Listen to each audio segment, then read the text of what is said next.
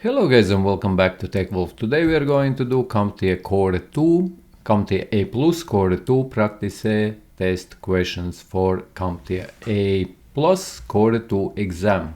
And some of you were saying in one of my previous videos that some questions are very easy, guys, but here on Skill Test Pro, all these examinations, they are made in that way, or these practice tests are made in that way that first ones are very easy, which are checking your general knowledge, and there are 50 of these practice tests, and as you go to the next and next and next these practice tests, they are getting harder.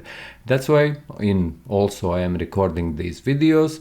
I'm starting from very first practice tests and then I'm moving on, guys, and that's why in this playlist I have just started for Core 2, as this was released only in 2025, and like I mentioned on Skill Test Pro, they also have this for already latest, as you can see. Enhance your CompTIA 220 1202 Core 2 exam, guys. And that's why these first practice tests are easy, and as we go further and as I will be creating more videos, if you are interested and if you are watching this only for the very first time, go to the channel's homepage. There are playlists for all these different practice tests. Okay guys, but no further ado, let's get into this one, and here we have 40 questions. And first question is: a user reports that their Windows computer is stuck in a restart loop after installing a Windows update. So we install a Windows update and our computer is in a restart loop. What should the technician do first? Replace the CMOS battery, boot into safe mode and uninstall the update, update the graphics card driver, change the default printer, or adjust the screen resolution. And here this is also easy: boot into safe mode and uninstall update, as a faulty update can cause boot loops. Booting into safe mode allows technician to remove the problematic update and restore system stability. A technician is troubleshooting a Windows PC that shows an undefined network error. What should they check first?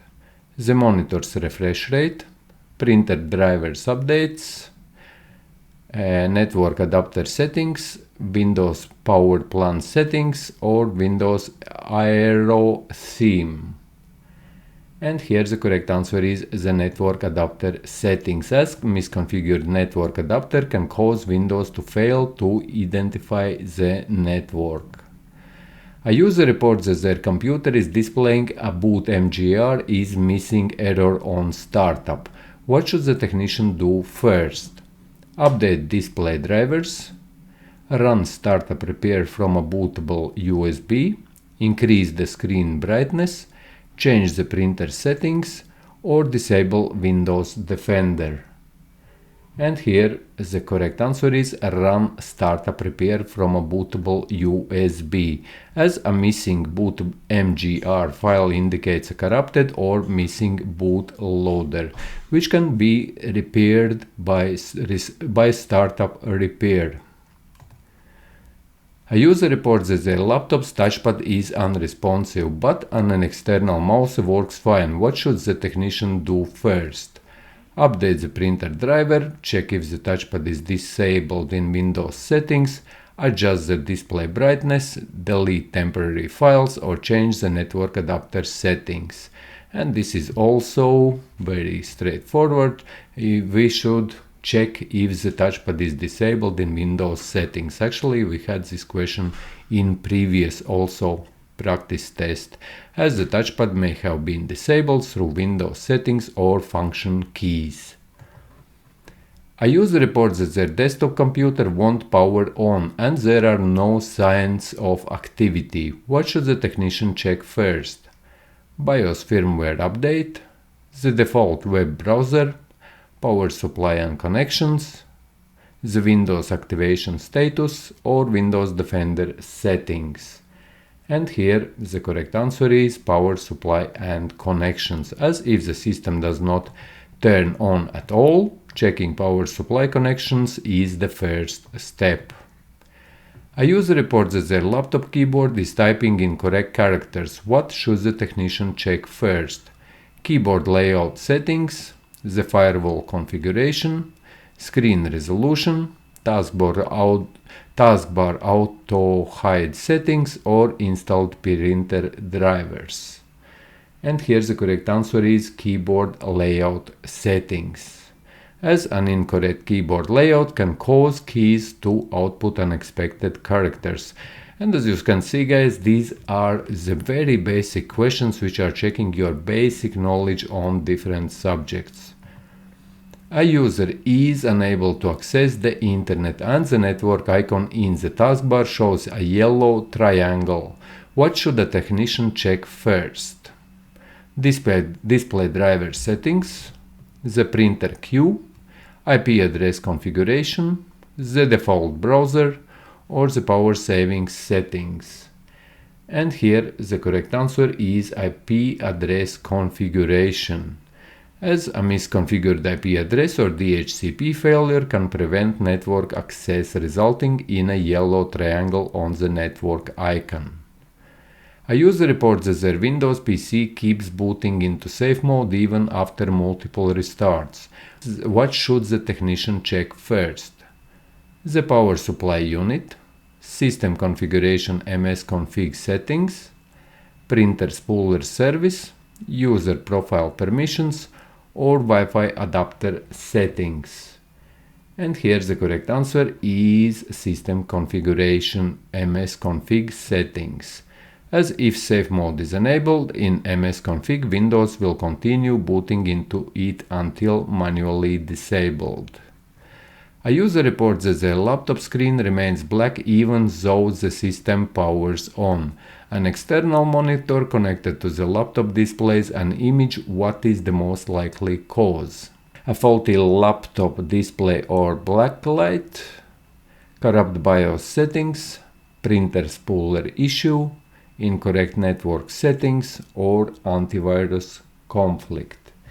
And here the correct answer is faulty laptop display or backlight. A technician receives a report that a user's computer has been infected with a ransomware. What should the technician do first? So, if a computer has been infected with ransomware, here you should also know what is ransomware.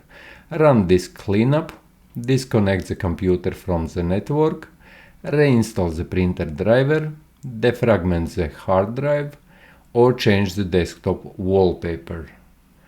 And here the correct answer is disconnect the computer from the network, as if, for example, in your company some computer gets infected, first thing you are disconnecting it from all network altogether, and then you start solving the problem, so that ransomware or virus or whatever it is on that computer which is infected doesn't infect all the rest system of the company, for example.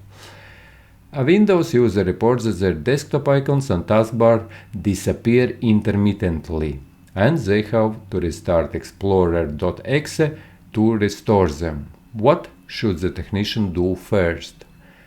Reset the monitor settings, adjust virtual memory, scan for malware, update the Wi-Fi drivers, or delete browser cookies. And here the correct answer would be to scan for malware, as malware can interfere with Explorer.exe, causing desktop icons and the taskbar to disappear. A technician is troubleshooting a laptop that is overheating. The fan is running at full speed, but the system is still shutting down due to excessive heat.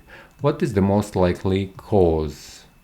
Outdated printer driver, incorrect display settings, weak Wi-Fi signal, corrupt browser cache, or dust buildup in the cooling system.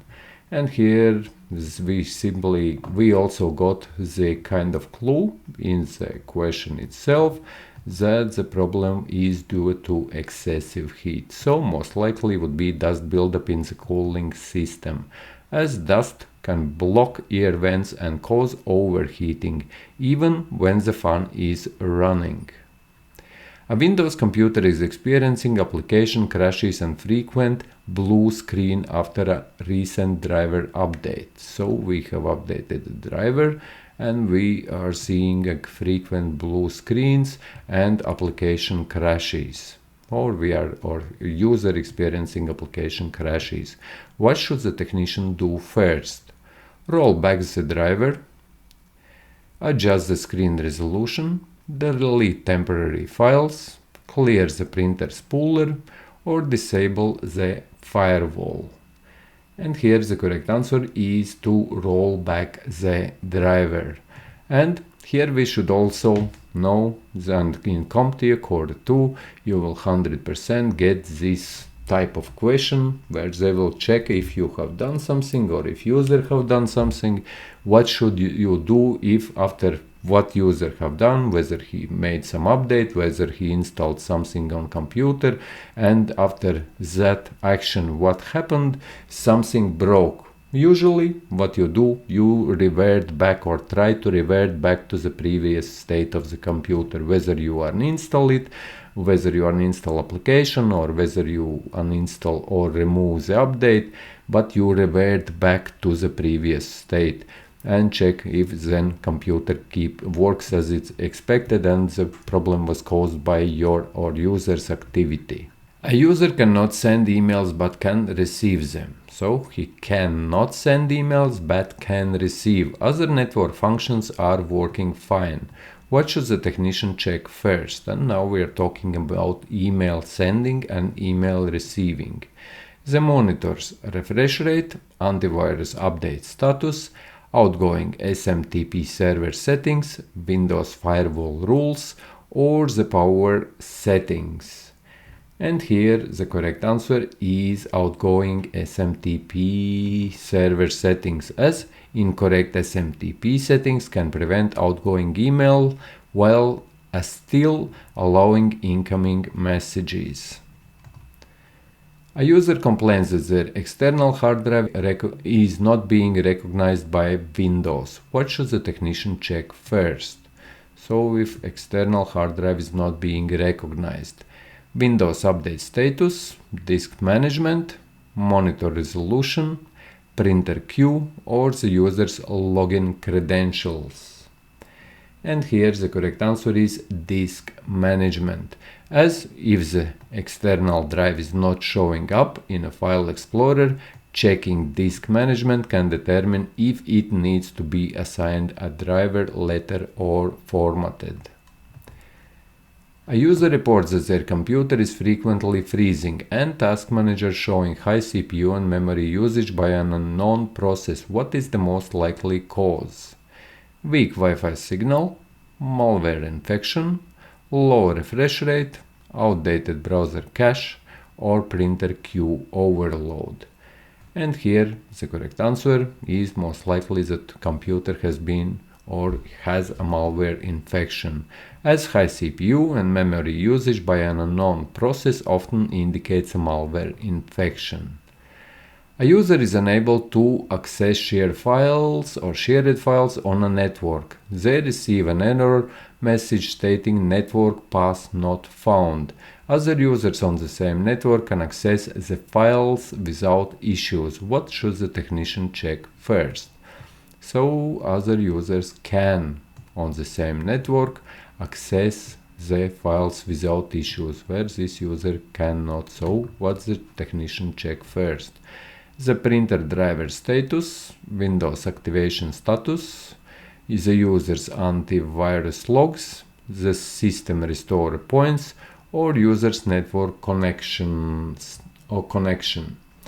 And this is the correct answer, user's network connection, as if other users can access the shared files, the issue is likely with the affected user's network settings. A user reports that their Windows computer is not entering sleep mode as expected. What should the technician check first? Power and sleep settings, display brightness level, installed printer drivers, BIOS update version, or network security settings. And here the correct answer is power and sleep settings, as incorrect power settings can prevent the system from entering sleep mode. A technician is troubleshooting a laptop that boots to a black screen with a blinking cursor. So, a technician is troubleshooting a laptop. So we have a laptop that boots to black screen. So when we try to switch on the computer, it boots in a black screen with a blinking cursor. What should they check first? Display cable connection, boot order in BIOS, audio driver settings, Wi-Fi adapter settings, or the firewall configuration. And here the correct answer is that we need to check a boot order in BIOS, as a misconfigured boot order may cause the system to attempt booting from an incorrect device. And this is also what CompTIA Core 2 will most likely check in their exam, because they want you to be, or CompTIA want to be make sure that you know that there is a bootable device, and whenever you are booting, you might be booting from different devices, whether from external USB, whether from connected hard disk drives or SSDs or solid state drives which are connected to your computer, and that you understand that the, for example, operating system is booting from your hard drive or from external drive. It depends from where you are booting your operating system. So CompTIA wants to make sure that you understand this very basic process. And next question, a user reports that their computer is running extremely slow and task manager shows high disk usage by a process named service host sysmain. What should the technician do first? Clear the browser cache, increase the monitor refresh rate, disable sysmain service, change the screen resolution, or update the Wi-Fi drivers. And here the correct answer would be that you need to disable sysmain service, as sysmain, which was formerly known as superfetch, can cause high disk usage on older hard disk drives. Disabling it can improve performance. And next question, a user reports that their web browser is extremely slow and plugins are crashing frequently. So we have browser which is slow and plugins for some reason are crashing. The user has modern computer and fast internet connection. Which troubleshooting step would be the most effective for resolving this issue? Reinstalling the entire operating system, replacing the computer's hard drive, checking for a physical damage to the Ethernet cable, clearing the browser's cookies and cache, upgrading the computer's RAM. And yes guys, I'm thinking with you, that's why I'm also doing these tests for the very first time, and that's why I might be also a little bit late, and I could also I could be a little bit slow guys, and also I could make a mistake, and if I will make this mistake with you. So a user reports the browser extremely slow, so we have a slow browser and plugins are crashing. The user has a modern computer, so we have a good computer with good internet connection, and what troubleshooting step we should take. And in this scenario, what would be the correct answer? I believe that the correct answer would be clearing the browser's cookies and cache. As clearing the browser cookies and cache, this is the correct answer as you can see here guys, as explanation, outdated or corrupted browser cache and cookies can significantly impact browser performance and cause stability issues.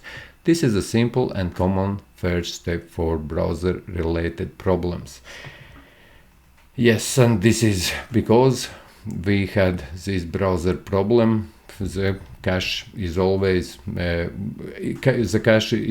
first solution which you could do, for example, in different scenarios. Even if you are a developer, as I have been developer as well, guys. I am developer myself. I have been working with browser cache. Was one of the biggest problems when you are developing applications as well, if it's not built in your environment where you are developing. And next question, a user's computer has been infected with malware. So, computer infected, the technician needs to remove the malware but wants to ensure that it doesn't spread to other network devices during the process. And here you can see that again question is that main thing. When we have a malware, we as a technician, we want to make sure that we automatically disconnect that computer or take it off from the system so it doesn't affect all other computers, all other system, all our internal network where we are working, for example. And only then we start or approach the problem or start solving and looking for solutions. Which of the following is the most effective first step? Immediately run a full antivirus scan. Disconnect the computer from all networks, wired and wireless, as I can say already straight away that this is the correct answer, guys. And this is also what CompTIA, like I mentioned, it wants you to understand. When you have a malware, when you have an antivirus, when you have some problem with computer where you are not sure what is happening, automatically disable it or disconnect it from wired, wireless networks, and only then take or start approaching the problem. Disable the computer's firewall, there's nothing to do with firewall, install a new antivirus program, and here you should also understand the difference between firewall and antivirus program, as firewall is protecting your network itself, not applications, but network from which you are connecting to the internet and where your internet connection comes into your computer. That is firewall. And you should also understand what is antivirus program. Antivirus is for your applications, for your operating system protection. So antivirus program protects your operating system, firewall protects your network connection, incoming and outgoing, and you can block different ports which are coming in, or you can block different ports which are going out from your computer. This is also what you should understand about firewall and antivirus program. Remove the infected files manually. And here, like I mentioned, first thing, when we have problem with malware, antivirus, or some virus on our computer, first we disconnect the computer. Yes, this is the correct answer. As you see, the first step in malware removal is to contain the threat. So this means contain the threat. If someone who is not English speaking, this means that we are isolating the threat in as small environment as we can, and in this scenario in our computer, and disconnecting the infected machine or system or computer system from the network prevents the malware from spreading to other devices and prevents it from communicating with a command and control servers. And next question. A technician is configuring an older wireless access point. So older wireless access point. The only available security protocols are WEP, WEP, or VPA, and VPA2-personal. Here, you also for CompTIA A+ Core 2, you should understand your network, your Wi-Fi protection, these all protocols. You should understand which are good, which are for organizations, which are outdated, and which are the latest, and what they mean, what is personal, or what is, for example, enterprise of VPA. This is another thing that you should understand inside out, as there will 100% be a question on these Wi-Fi protocols. Which protocol should the technician select to provide the best possible security? So we have an old wireless access point. So this is not a router, this is just an access point. However, all our access points, they also have Wi-Fi connections. So they also need to be protected or encrypted, and these are encryption different protocols. So which protocol we should use from these given three which are here, guys? WEP, WPA, WPA2-personal, all of them as they are equally secure, none of them as they are all obsolete. And here the correct answer is obviously we should use the latest, which is VPA2-personal. However, there is even one more later, which is VPA3, guys, which you should also know, and which is for latest computers. All latest computers are, you should protect with VPA3 protocol. Wi-Fi you should protect with VPA3 protocol. So this, as this is the latest from what we have here and which is the strongest, so we would use VPA2. As web is highly vulnerable and easily cracked, so we don't use WEP protocol at all anymore.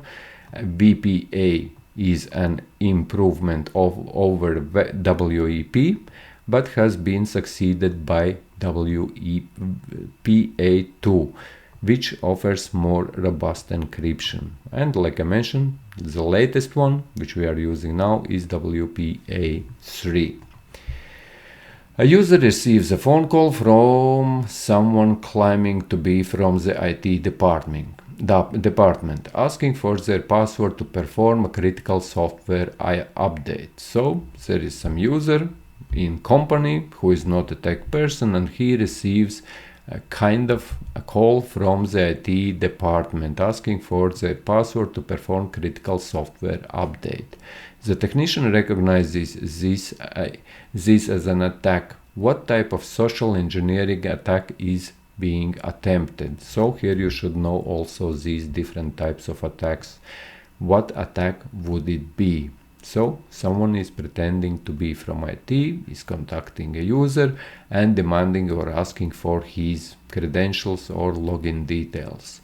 Is this a phishing, wishing, pretexting, baiting, or tailgating? And here the correct answer is that this is a phishing attack, as phishing is a social engineering attack conducted via telephone or voice phishing. The attacker uses a false sense of authority or urgency to manipulate the victim. A technician is configuring security on an IoT device or Internet of Things device. The device has a very simple interface and no web-based management. Which security measure is the most crucial to apply to this device given its limited configuration options? Disabling all unnecessary network ports, changing the default password, enabling a firewall, configuring a VPN, or disabling a physical access to the device. So, as there is no UI or user interface, so you can't perform any real advanced security measures or settings for this Internet of Things device, what would you do first? As it has the very basic device from all these, it has the very basic settings from all these given scenarios.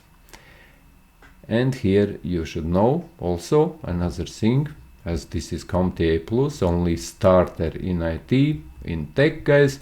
You should also know that all IoT device could be like IP camera or web camera. First thing what you should do for all of them, this could be any other device, guys, but first thing what you should do is change the default password. As for example, there is like manufacturers who release, like for example, IP cameras, which is one of the most known example, that's why I'm mentioning it. And if you set up these IP cameras around your house or inside your house or for your client, and there is now more options for settings and you don't change the default password, then hackers can simply use these manufacturer passwords. They can build the bots which are crawling around the internet and searching for these not protected cameras, and then someone else could be, for example, viewing your information, or someone else could be watching your web camera, for example, or manipulating any other IoT device if you haven't done this default password change, which is manufacturer's password, which could be, for example, 000, and you should change it, or you should change this manufacturer's password straight away for any devices which you are connecting to the internet from the default passwords which are there. So this is also a threat, and you should also understand it for CompTIA Core 2 or in general as a IT person. So next question, an organization is implementing a security policy that requires employees to use a different password for each application and website. Which security tool is most helpful for employees to comply with this policy? VPN, MFA, a password manager, an encrypted drive, or a firewall. So, an organization security policy that requires employees to use a different password for each application and website. So there is no repeating. For example, if you are logging into some application, you never know that the owners of that application, they might store your password or your login details and then try out all other popular applications to check whether you have your password and your username used in another applications. So that's why we are implementing this type of thing. So which security tool is most helpful for employees? And in this scenario, as employees need to remember many passwords, which would be the most helpful tool for them to comply with this policy? And here the correct answer is password manager, guys.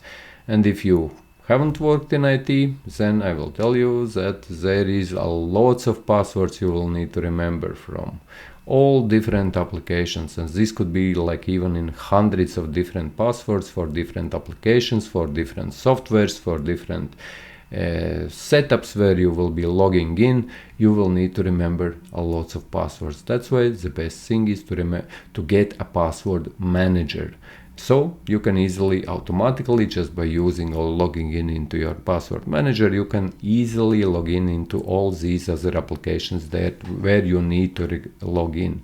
As here is an explanation, a password manager is a software application that securely stores and organizes these passwords, making it easy for user to create and use strong, unique passwords for every service without having to remember them at all. Or remember them all. And yes, guys, there you can also generate very hard to remember and long passwords which you can use by logging in into or creating an accounts into different applications and softwares. A user is traveling and needs to connect to the company network. They are using their mobile phone as a wireless hotspot to connect their laptop. Which network type in Windows should the user set to ensure the highest level of security? Public network, private network, home network, work network, or domain network? Which would be the correct answer here?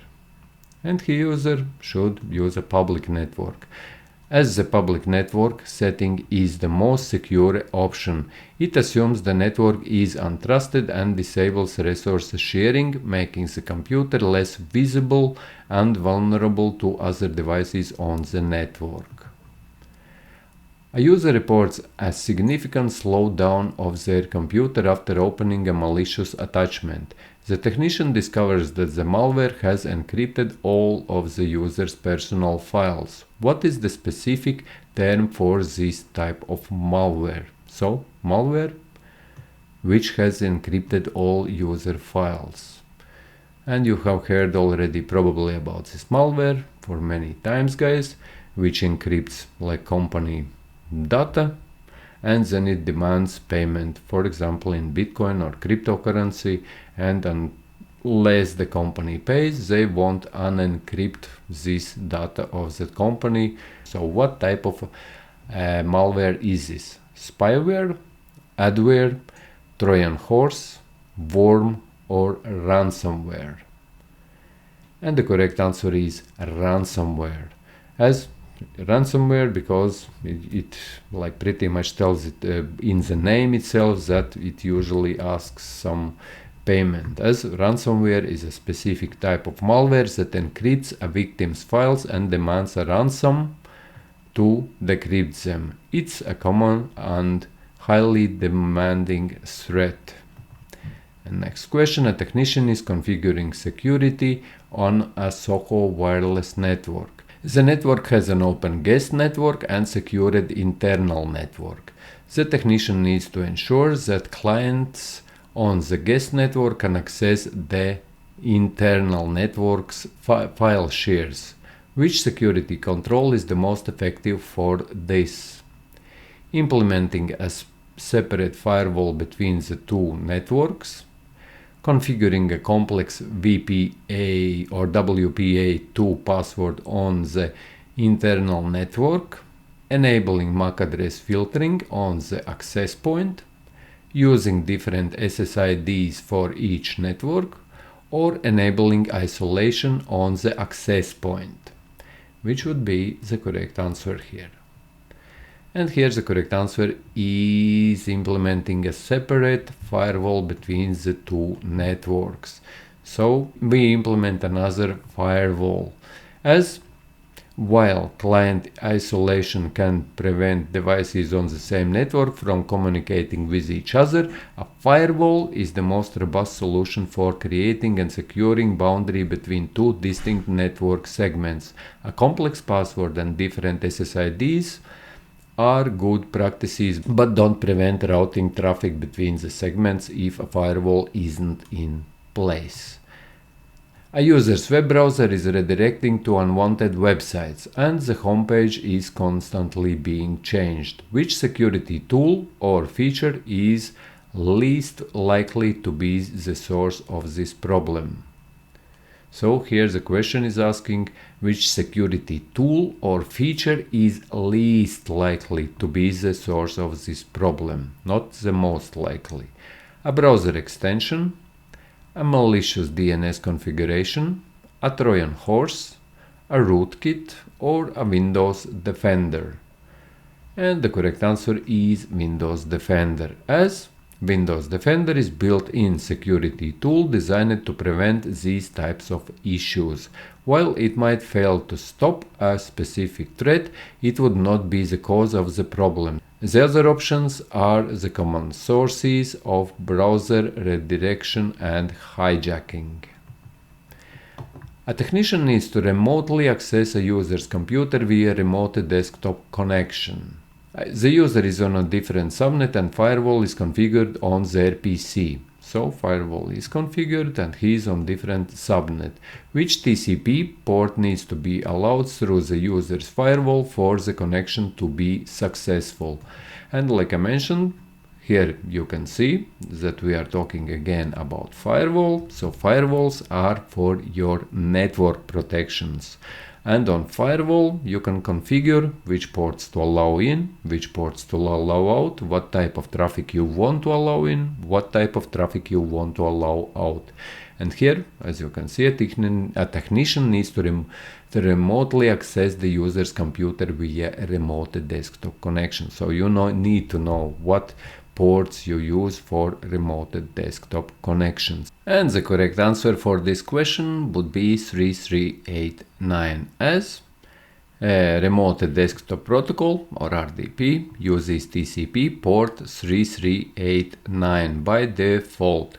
This is the key port that needs to be open on the client's firewall to allow incoming RDP connections. A technician is troubleshooting a user's slow computer. They open a resource monitor and sees that the commit KB value for the system memory is consistently higher than the physical memory value. What does this indicate? The computer has too much physical RAM installed. A hard drive is failing. The computer is heavily utilizing the page file, virtual memory. The system is experiencing a CPU bottleneck, or the network card is failing. Which is correct answer here? And here the correct answer is that the computer is heavily utilizing the page file virtual memory. As here is the explanation.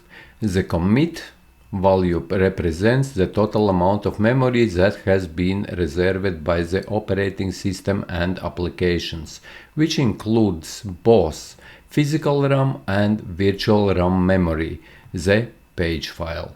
If the commit value exceeds the physical RAM, it means the system is swapping data to the page file on the hard drive, which is much slower and a major cause of performance degradation. A technician is configuring a client network on a Windows system. They need to ensure the computer can obtain an IP address, but they also need to configure a secondary static IP address for a legacy application. Where is the least obvious but correct place to configure the secondary IP? The advanced settings on the TCP/IP properties, the DNS tab in TCP/IP properties, the IP settings tab on the network adapter, or the routing settings in NetEsh, or the alternate configuration tab in the IPv4 properties. Which is correct answer here? And here the correct answer is the alternate configuration tab in the IPv4 properties.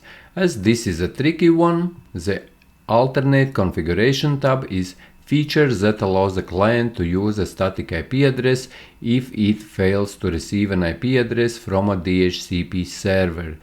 While the question asks for a secondary static IP, this feature is the most likely often overlooked method for this scenario, as an advanced settings would be used for a primary static configuration. A technician is using the command prompt to find the PID or process ID of a process named notepad.exe, so they can terminate it. Which command would be the most efficient to find the PID or process ID? So which command would you use from these commands? I will not be reading these commands, just take a look at these commands and let me know, or decide for yourself which one would you use. And here the correct answer is task list, as this is the task list. As far as I remember, find str notepad.exe. So this one would be the correct answer. And yes guys, this is the correct answer, as the task list command displays all running tasks and their PIDs or process IDs. Piping the output to find str allows the technician to filter for the specific process name, making it the most direct way to find the PID or process ID. A user's Windows system has a slow boot time. A technician opens the msconfig utility to troubleshoot. Which tab within this utility should the technician use to identify and disable unnecessary startup applications? General, boot, services, startup, or tools. This is another thing which you should know about the operating systems. And here the correct answer is startup, as we are talking about startup programs. As a startup and explanation in modern Windows, as a startup tab in msconfig points to the task manager startup tab. This is the correct location to manage which applications run automatically as a system boot, which can significantly impact boot time. And by the way, myself, I always remove all these unnecessary programs from startup, so my boot is very fast for my personal computer. At least this is what I do. And next question, a technician is creating a Linux script to automate a file cleanup task. They need to find all files in current directory and its subdirectories that end with .log. So here you need to know also Linux commands and display the result. Which command string is the most precise for this task? And here also look at the commands. And which command would you use to find all results which end with .log. And here the correct answer would be that in Linux we use find, then --name, and then we all, as start sign means all.log. And next question, a technician is working on a macOS system where a user reports that applications randomly freeze. Which combination of keyboard, shortcuts and utilities is the most efficient to diagnose and terminate an unresponsive application? However, you can see here that there is also questions on Linux, on macOS. However, on real exam, on CompTIA A Plus Core 2, you will get less than 5% of, I would say, even less than 3% of questions related to Linux, whether to macOS systems, because CompTIA is basically testing your knowledge for Windows operating systems. So here also read the question and answer this. And these answer options and which one would be the correct answer here. And here the correct answer would be Command plus Option plus Escape to open the Force Quit application window. This keyboard shortcut is the most direct way to access the graphics Force Quit utility on macOS, which lists all running applications and allows the user to terminate unresponsive ones. A user needs to connect to a shared folder on a Linux server from their Windows 11 machine. Which of the following networking services must be running on the Linux server for the Windows client to successfully authenticate and map the drive? SSH, Samba, Apache, Telnet and DHCP. And this one is pretty much straightforward, that we would need to be or to have activated Samba, as Samba is a suite of programs that allows for file and print services for SMB, CIFS or CIFS clients such as Windows. It enables a Linux server to act as a file server for Windows clients.